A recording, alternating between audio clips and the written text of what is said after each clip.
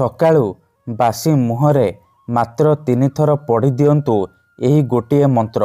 Guarantee ଦେଉଛି ସନ୍ଧ୍ୟା ସୁଦ୍ଧା ସେ ଝିଅ ପଟିଯିବ। ନିଜେ ଆସି ଆପଣଙ୍କ ସହିତ କଥା ହେବ, ଆପଣଙ୍କୁ ଭଲ ପାଉଛି ବୋଲି କହିବ। ଆପଣଙ୍କ ପ୍ରେମରେ ଏମିତି ଦିବାନୀ ହେଇଯିବ କି ଆପଣଙ୍କୁ ନ ଦେଖି ଗୋଟେ ମୁହୂର୍ତ୍ତ ବି ରହିପାରିବନି। କେବଳ ଆପଣଙ୍କୁ ସକାଳୁ ଉଠିବା ମାତ୍ରେ ବାସି ମୁହଁରେ ମାତ୍ର 3 ଥର ଏହି ଗୋଟିଏ ମନ୍ତ୍ରକୁ ପଢ଼ିବାର ଅଛି। ତାପରେ ଦେଖିବେ ଚମତ୍କାର। ଗ୍ୟାରେଣ୍ଟି ଦେଉଛି ଯେଉଁ ଝିଅ ପଟୁନଥିଲା ସେ ଝିଅ ଆପେ ଆପେ ପଟିଯିବ। ଯଦି ଆପଣ କେଉଁ ଝିଅ ବା ବିବାହିତା ସ୍ତ୍ରୀକୁ ମନେ ମନେ ଭଲ ପାଉଛନ୍ତି କିନ୍ତୁ ଯେତେ ଚେଷ୍ଟା କଲେ ମଧ୍ୟ ତାକୁ ପଟେଇ ପାରୁନାହାନ୍ତି, ଆଉ ଆପଣ ଚାହୁଁଛନ୍ତି କି ସେ ଝିଅ ବା ବିବାହିତା ସ୍ତ୍ରୀ ନିଜେ ଆସି ଆପଣଙ୍କୁ ଭଲ ପାଉଛି ବୋଲି କହୁ, ତେବେ ଆଜିର ଏହି ବଶୀକରଣ ଭିଡ଼ିଓଟି ଆପଣଙ୍କର ଇଚ୍ଛାକୁ ପୂରଣ କରିବ। କାରଣ ଆଜିର ଏହି ଭିଡ଼ିଓଟିରେ ମୁଁ ଆପଣଙ୍କୁ ଶିଖେଇବି ଏମିତି ଏକ ମହାଶକ୍ତିଶାଳୀ ନାରୀ ମୋହିନୀ ବଶୀକରଣ ମନ୍ତ୍ର। ଏହି ମନ୍ତ୍ରକୁ ଯଦି ଆପଣ ସକାଳୁ ବାସି ମୁହଁରେ ପଢ଼ିଦେବେ, ଗ୍ୟାରେଣ୍ଟି ଦେଉଛି ସେ ଝିଅ ବା ବିବାହିତା ସ୍ତ୍ରୀ ଆପଣଙ୍କ ବଶରେ ହେଇଯିବ। ପାଗଳି ପରି ଆପଣଙ୍କୁ ଭଲ ପାଇବ। ଆପଣଙ୍କ ପ୍ରେମରେ ଏମିତି ଦିବାନୀ ହେଇଯିବ କି ଆପଣଙ୍କୁ ନ ଦେଖି ଗୋଟେ ମୁହୂର୍ତ୍ତ ବି ରହିପାରିବନି। ନମସ୍କାର ଫ୍ରେଣ୍ଡସ୍, ଓଡ଼ିଆ ଫଣ୍ଡା ଚ୍ୟାନେଲକୁ ଆପଣମାନଙ୍କୁ ସ୍ୱାଗତ। ଆଜିର ଏହି ବଶୀକରଣ ଦୁନିଆର ସବୁଠାରୁ ମହାଶକ୍ତିଶାଳୀ ନାରୀ ମୋହିନୀ ବଶୀକରଣ। ଯିଏ ବି ଏହାକୁ କରିଛି 100ରୁ 100% ସଫଳ ହେଇଛି। ବର୍ଷ ବର୍ଷ ଧରି ଭାଙ୍ଗି ଯାଇଥିବା ପୁରୁଣା ପ୍ରେମକୁ ଫେରାଇ ଆଣିପାରିଛି। ଶାଶୁ, ନଣନ୍ଦ, ଦିଅର, ଭାଉଜ କାହାକୁ ବି ନିଜ ବଶରେ କରି ତାଠାରୁ ନିଜର ମନ ଚାହୁଁଥିବା କାମ ହାସଲ କରିପାରିଛି।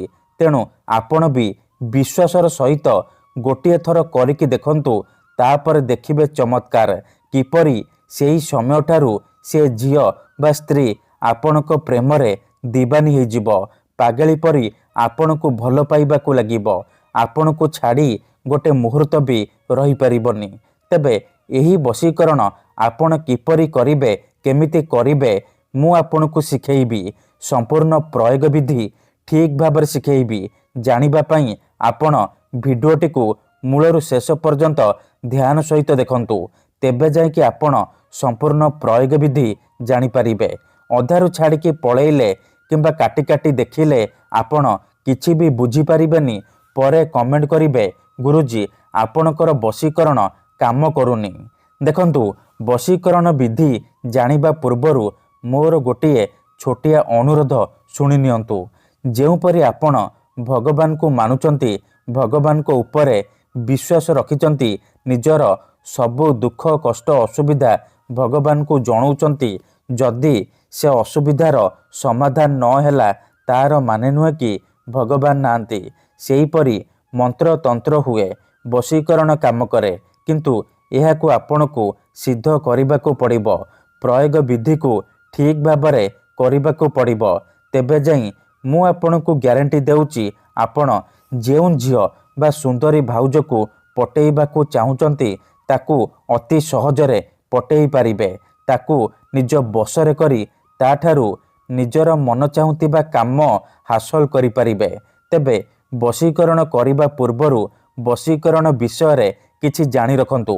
ବଶୀକରଣ କ'ଣ ପାଇଁ କରାଯାଏ?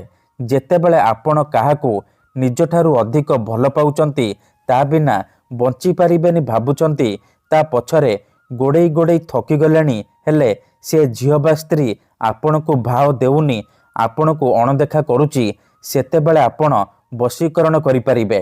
ବଶୀକରଣର ମାନେ ହେଉଛି ନିଜର ଭାବନାକୁ ଅନ୍ୟର ଦିମାଗରେ ପହଞ୍ଚେଇବା।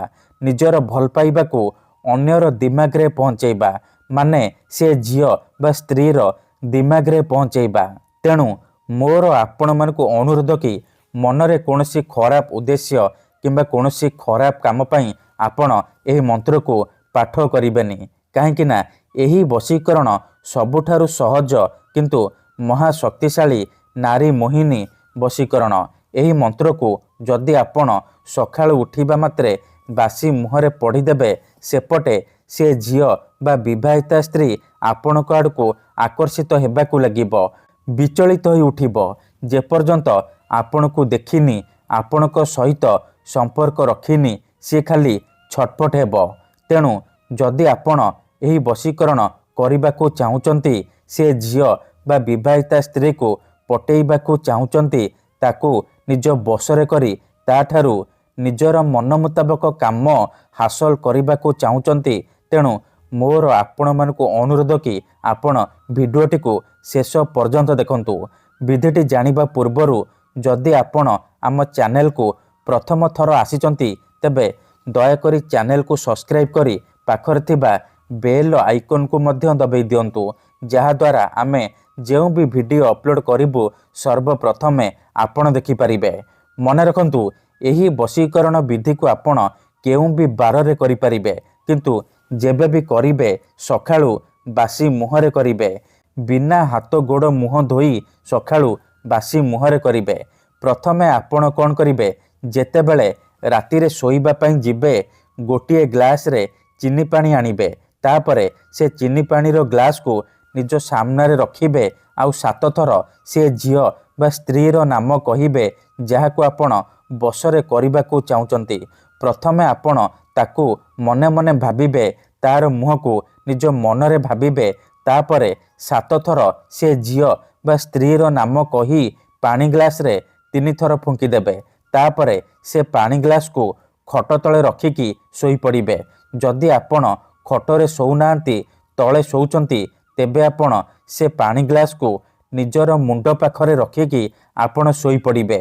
ସକାଳୁ ଉଠିବା ମାତ୍ରେ ବାସି ମୁହଁରେ, ବିନା ହାତ ଗୋଡ଼ ଧୋଇ ବାସି ମୁହଁରେ ଆଖି ବନ୍ଦ କରିକି ସେଇ ଝିଅ ବା ବିବାହିତା ସ୍ତ୍ରୀକୁ ମନେ ମନେ ଭାବିବେ, ତାର ମୁହଁକୁ ନିଜ ମନରେ ଭାବିବେ। ତାପରେ ଏହି ମନ୍ତ୍ରକୁ ଉଚ୍ଚାରଣ କରିବେ, ଆଉ 3 ଢୋକ ପାଣି ଆପଣ ପିଇଦେବେ। ଦେଖନ୍ତୁ, ମନେକର ଆପଣ ଯେଉଁ ଝିଅ ବା ସ୍ତ୍ରୀକୁ ବଶରେ କରିବାକୁ ଚାହୁଁଛନ୍ତି, ତାହାର ନାମ ହେଉଛି ସବିତା। ତେବେ ଆପଣ ମନ୍ତ୍ରକୁ ଏହିପରି ପଢ଼ିବେ, ସବିତା ତୀବ୍ର ବଶୀଭୂତଂ, ସବିତା ତୀବ୍ର ବଶୀଭୂତଂ।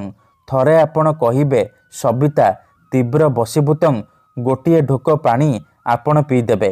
ଆଉ ଥରେ କହିବେ ସବିତା ତୀବ୍ର ବଶୀଭୂତଂ, ଆଉ ଗୋଟିଏ ଢୋକ ପାଣି ପିଇଦେବେ। ଏହିପରି ଆପଣ ଲଗାତାର 3 ଥର କହିବେ, ଆଉ 3 ଢୋକ ପାଣି ଆପଣ ପିଇଦେବେ। ଏହିପରି ଲଗାତାର 3 ଦିନ ପର୍ଯ୍ୟନ୍ତ ସକାଳୁ ଉଠିବା ମାତ୍ରେ ବାସି ମୁହଁରେ କରିବେ। ମନେ ରଖନ୍ତୁ, ଏହି ବିଧିକୁ ଆପଣ ଅଧାରୁ ଛାଡ଼ିବେନି। ଲଗାତାର 3 ଦିନ ପର୍ଯ୍ୟନ୍ତ ସକାଳୁ ଉଠିବା ମାତ୍ରେ ବାସି ମୁହଁରେ ଏହିପରି କରିବେ। ତାପରେ ଦେଖିବେ, ଯେଉଁ ଝିଅ ପଟୁନଥିଲା ସେ ଝିଅ ଆପେ ଆପେ ପଟିଯିବ। ସୁନ୍ଦରୀରୁ ସୁନ୍ଦରୀ ଭାଉଜ ହାତ ଧରିକି ଘରକୁ ଡାକିବ, ଯାହା ଚାହିଁବେ ତାହା କରିବ। ଧନ୍ୟବାଦ।